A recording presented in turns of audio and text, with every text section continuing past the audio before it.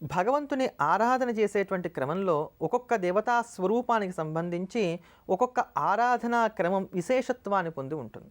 ఆ క్రమంలో బాబావారికి సంబంధించినంత వరకు వారి యొక్క పరిపూర్ణమైనటువంటి అనుగ్రహాన్ని మనం పొందడానికి గాను ఉపకరించేటువంటివి బాబావారి యొక్క హారతులు. వాటిలో ప్రాతకాలంలో బాబావారికి ఇచ్చేటువంటి హారతిని కాకడ హారతి అని అంటారు. ఈ కాకడ హారతి చాలా విశేషమైనటువంటిది. ఇందులో బాబావారిని పాండురంగడి స్వరూపంగా, విష్ణు స్వరూపంగా భావన చేస్తూ, బాబా నీ యొక్క విష్ణు స్వరూపంతో మమ్మల్ని అందరినీ కూడా అనుగ్రహించు. ప్రాతకాలంలో నేను విష్ణు స్వరూపంగా మేము భావన చేసినటువంటి కారణం చేత మాలో ఉండేటువంటి అజ్ఞానం అంతా కూడా తొలగాలి, ఈ రోజంతా కూడా శుభప్రదంగా సాగాలి, నీతో సంభాషణ చేయడానికి కానీ మేమందరం వచ్చి ఉన్నాం కనుక తల్లి పిల్లవాడితో మాట్లాడినట్టుగా చక్కగా మాతో సంభాషణ చేసినట్లయితే మేము ఆనందంగా ఉండగలుగుతామంటూ బాబాని విష్ణు స్వరూపంగా ఆరాధన చేసేటువంటి కాలమే ఈ కాగడ హారతి సమయం. ప్రాతకాలంలో భగవంతుని విష్ణుమూర్తిగా, సాయం సంధ్యా సమయంలో ఈశ్వరుడిగా ఆరాధన చేయాలనేది శృతి వచనం ఉంది కనుక ఆ శృతి వాక్యాన్ని గౌరవిస్తూ ప్రాతకాలంలో బాబావారిని మనం కాకడహారతి సమయంలో విష్ణు స్వరూపంగా ఆరాధన చేసుకుంటున్నాం. అటువంటి విష్ణు పరమాత్మ అయినటువంటి బాబావారి యొక్క పరిపూర్ణమైనటువంటి అనుగ్రహం మనకు కలగాలని చెప్పిన ప్రార్థన చేస్తూ ఆ కాకడహారతిని శ్రవణం చేద్దాం, ధన్యులమవుదాం.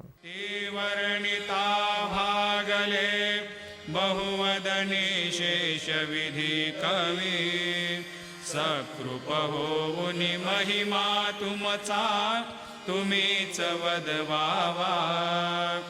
आधि व्याधि भवतापवारुनि तारा जड जीवा. उठा उठा श्री साईनाथ गुरु चरण कमल दावा. आधि व्याधि भवतापवारुनि तारा जड जीवा. भक्त मनी सद्भाव धरुनि जे तुम्हानुसरले. ध्यायास्तव ते दर्शन तुमचे द्वारे उभे ठेले. ध्यानस्ता तुम्हास पाहुनी मन मुचे धाले. परित्वद वचनामृत प्राशायाते आतुर झाले. उघडोनि नेत्र कमला दीनबंधो रमाकांता. पाहि वा कृपा दृष्टे बालका जशी माता. रंजवी मधुरवाणी हरिताप साईनाथा. अमीच फुले कार्यास्तव तुझ कष्टवितो देवा. सहन करशील ऐकुनि द्यावी भेट कृष्ण धावा. उठा उठा श्री साईनाथ गुरु चरण कमल दावा. आधि व्याधि भवतापवारुनि तारा जड जीवा.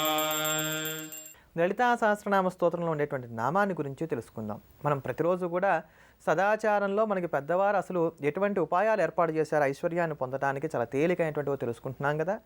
ఆ క్రమంలో నేటి రోజున ఆడపడుచును ఆదరించాలి, ఎప్పుడు కూడా ఆడపడుచులకు పెడుతూ ఉండాలి అనేటువంటి మాట ఎందుకు చెప్పారో మనం ఒక్కసారి తెలుసుకునేందుకు ప్రయత్నం చేద్దాం.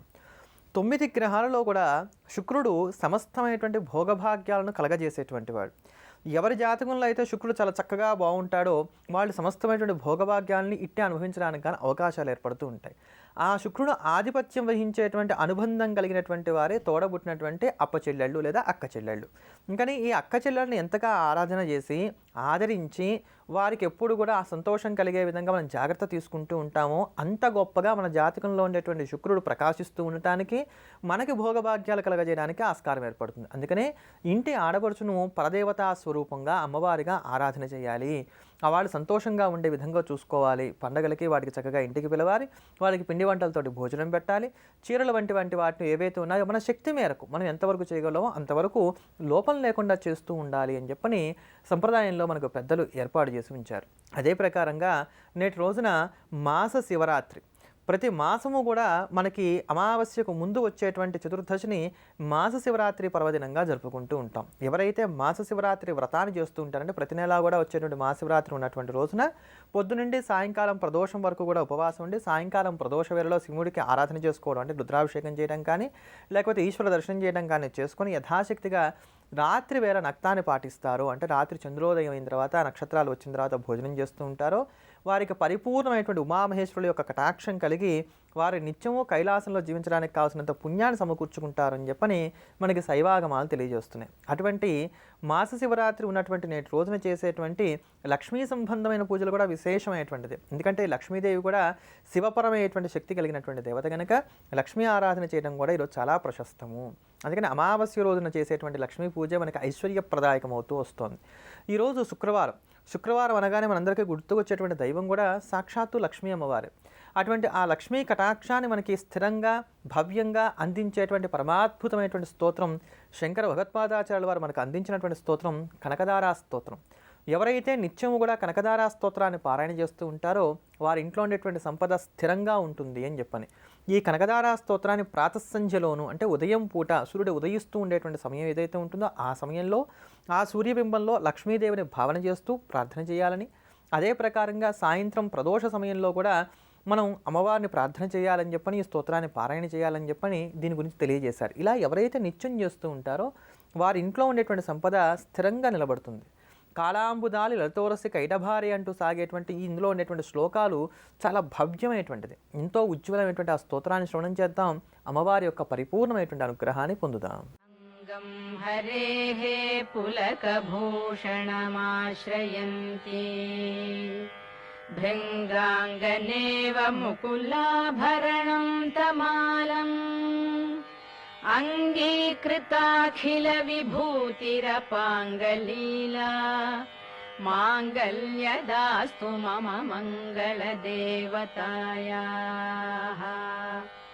ముగ్ధా ముహుర్విదధతి వదనే మురారేః ప్రేమత్రపా ప్రణిహితాని గతాగతాని మాలాదృశోర్మధుకరీవ మహోత్పలేయా सा मे श्रियं दिशतु सागर संभवायाः आमीलिताक्षम् अधिगम्य मुदा मुकुन्दम् आनन्दकन्दमनिमेषम् अनङ्गतन्त्रम् आकेकरस्थितकनीनिकपक्ष्मनेत्रम् भूत्यै भवे मम भुजङ्गशयाङ्गनायाः बाह्वन्तरे मधुजितश्रितकौस्तुभेया हारावलीव